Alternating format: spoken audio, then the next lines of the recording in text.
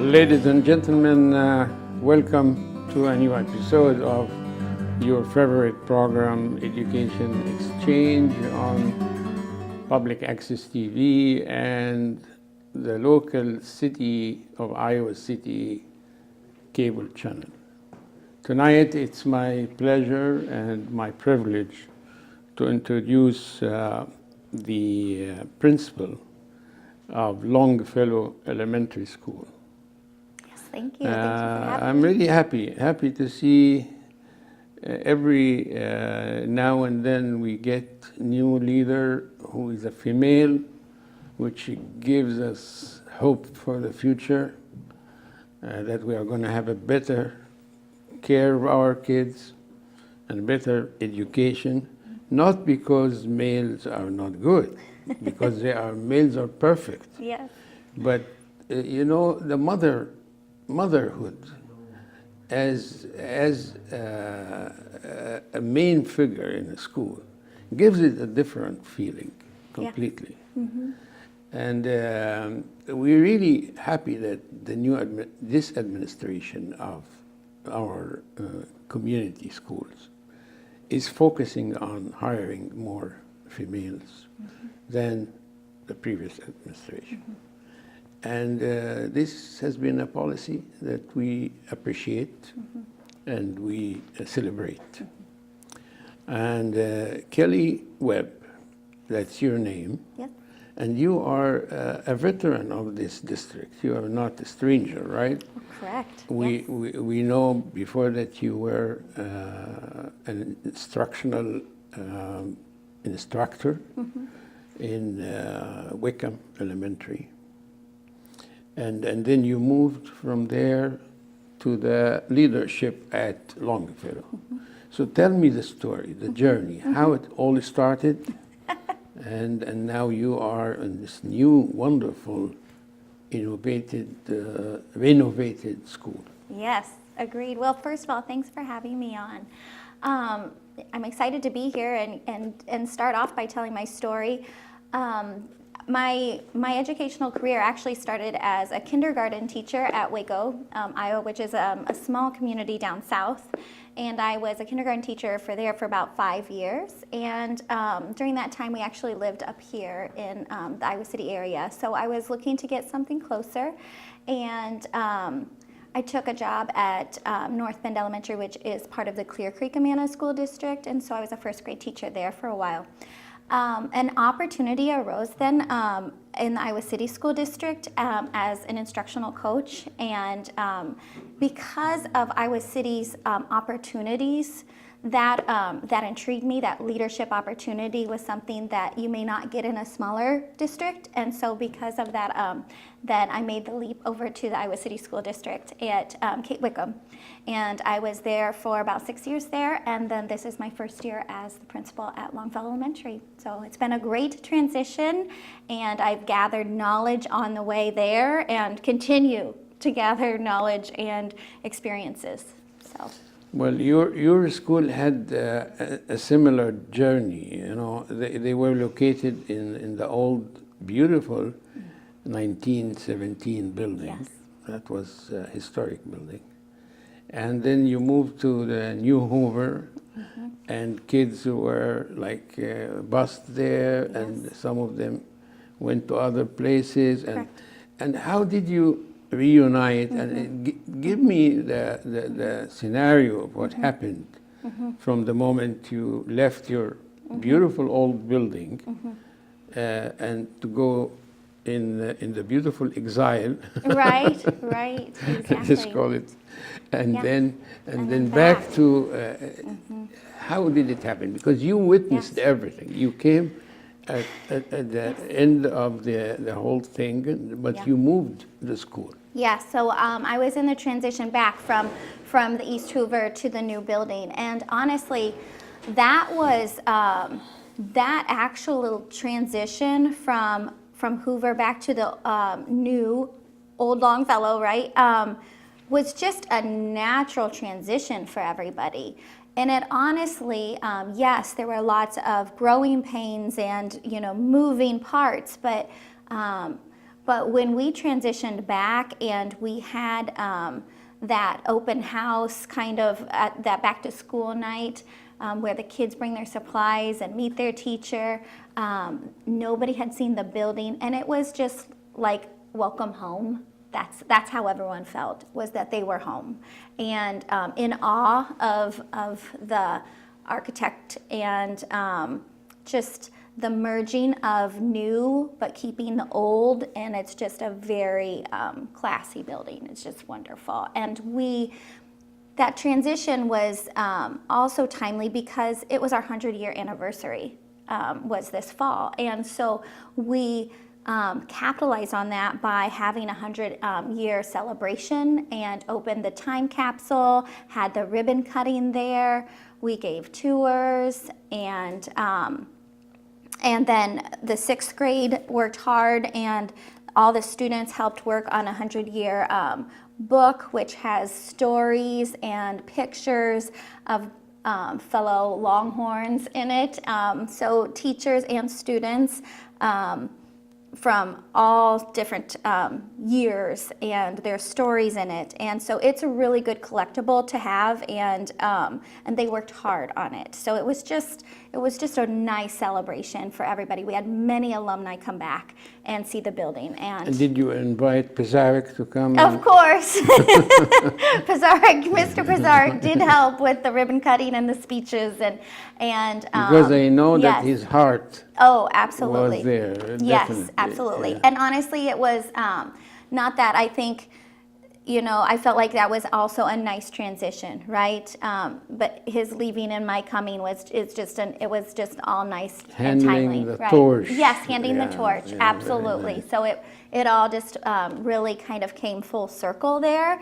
I did bring some pictures to show of Let us begin that. of the building, and this isn't the complete building, but it was just kind of an overview of some of the new transition and transformation of the building. And so the first picture is that of our school office. So this is the main office, and you can kind of see even too that the mural that hangs above the office has our motto, every student counts, every moment matters. And so that's really just a nice sign when that greets people when they come in. We are getting ready to also welcome some new students for next year, so there'll be yet another slight transition because of the transitions within the district, and so we are prepping our building for that to make sure that everyone feels welcome.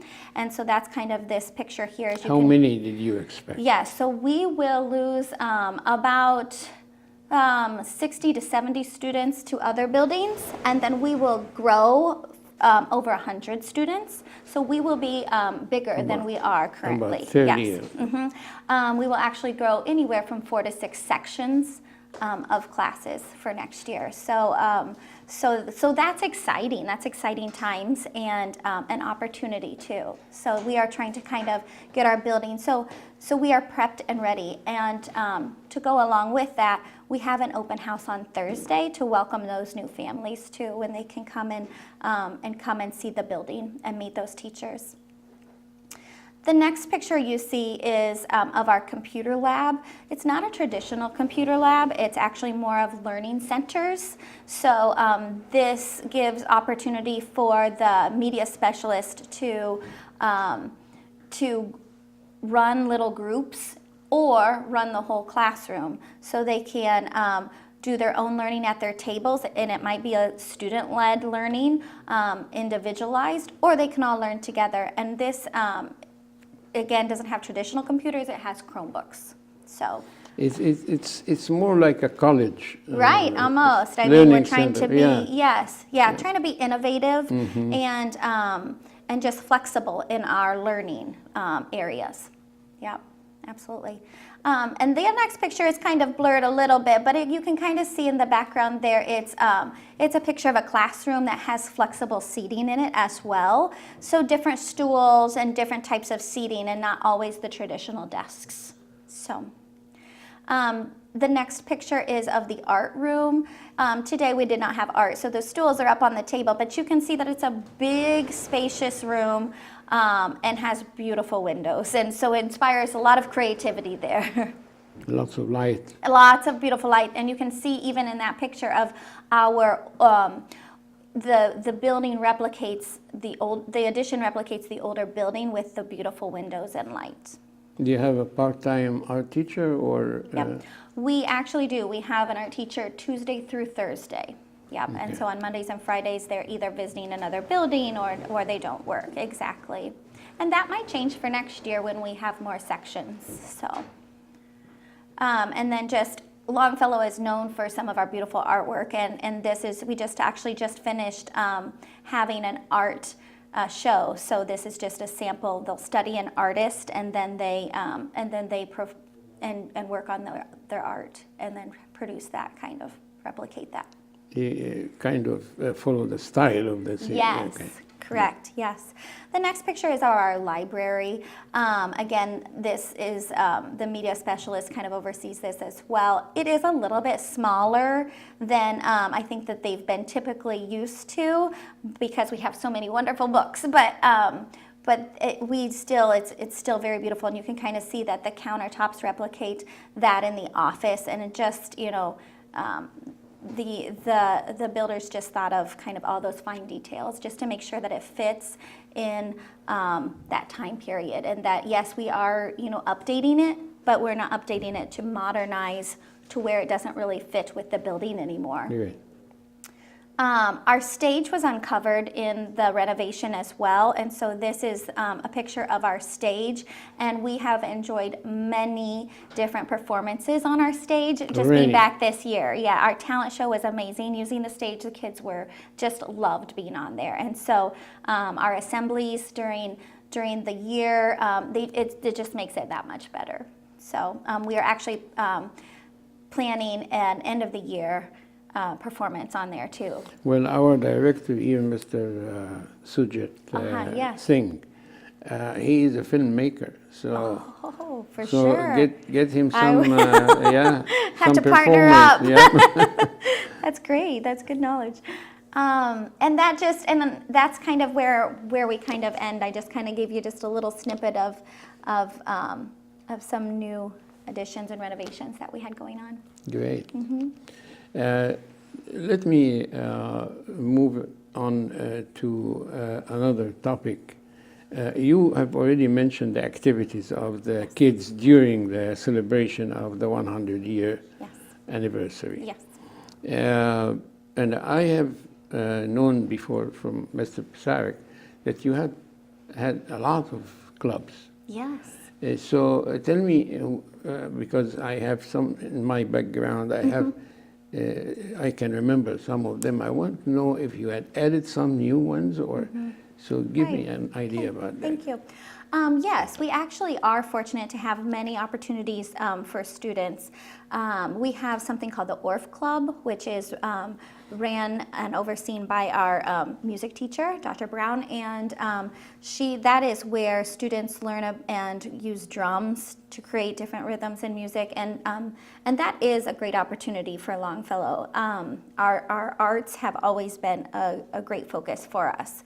So that's an extracurricular that is available for students. Girls on the Run is an organization that benefits and supports girls, and that's an organization after school that kids can be involved in, just the same as Girl Scouts and Boy Scouts, as well as we've just had recent interest in chess club.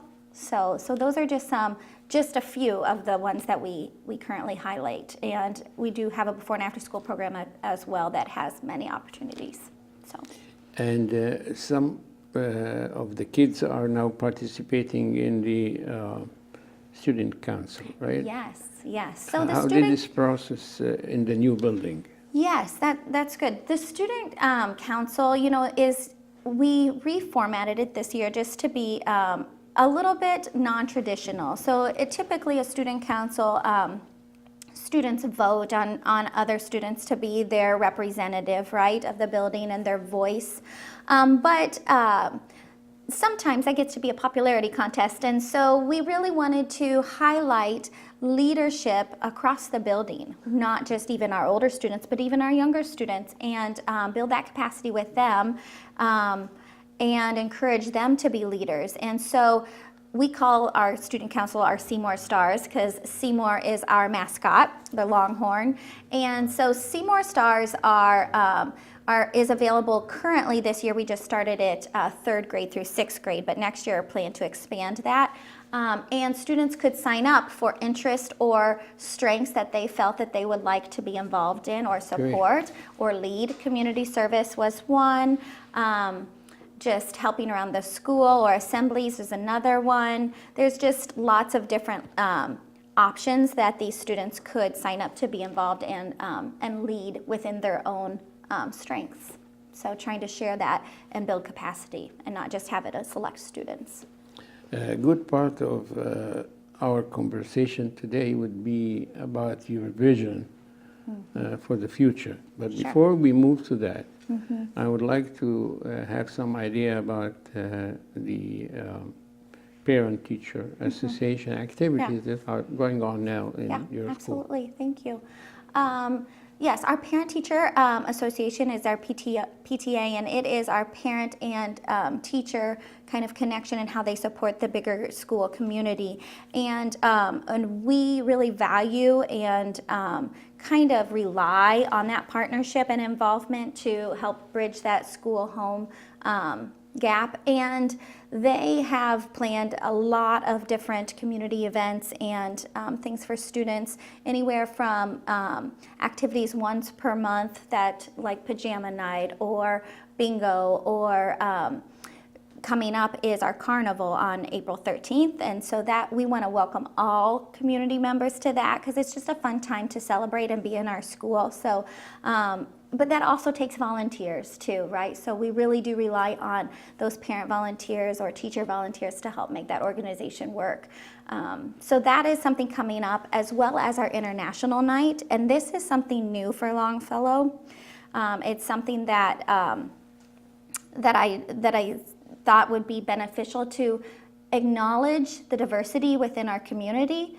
And so we are trying something new and encouraging families from different countries or cultures to just have kind of a little presentation or stand or table, and it'll probably take place in our gym or multi-purpose room, and they might have little food samplings for people to try, or they might have a presentation, national or they might dresses, dresses. They might have a dance that they perform, and again, it's open to the community. And that one is April 22nd. So we're just going to see. This is our first time in doing it, but might be small this time, but hope to grow it in the future. So that's something new we're going to try. Well, when you were talking, I just remember that I need to ask you about the diversity in your school. Sure. Because Longfellow was not known to be having a lot of diverse population.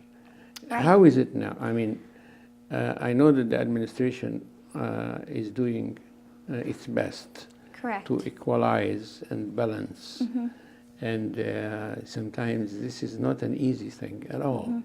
But tell me, like, for instance, how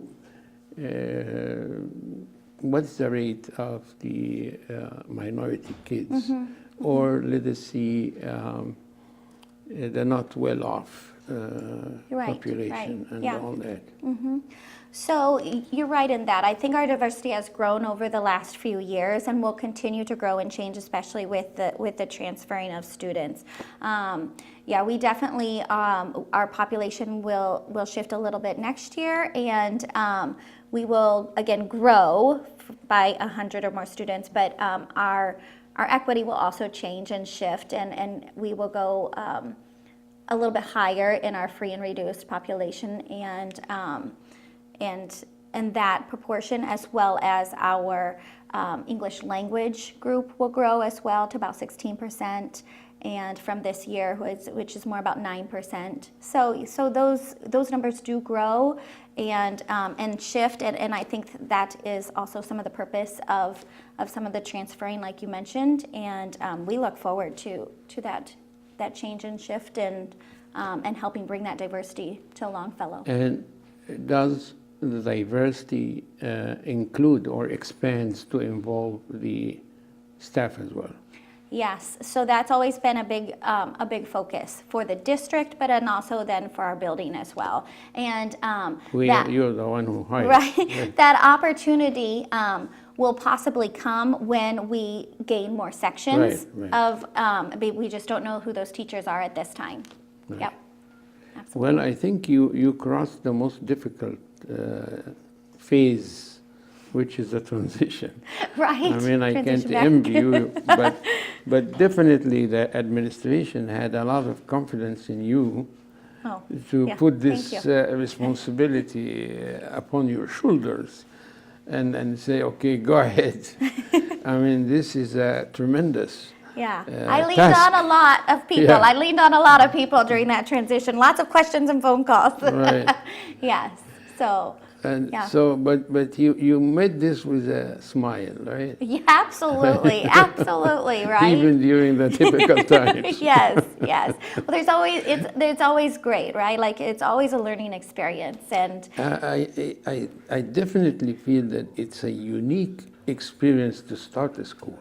yes, I mean, this is historic in your whole legacy. Yes. To be at the beginning of a new school. right, You know, I remember having this feeling when we had Tate, and it was so delightful. Every day was just a day of discovery, new thing, and we felt that we are building the whole school brick by brick. right. And definitely you were lucky to have that, despite the tough task that you had to It's been a steep accomplish. learning curve, Yeah.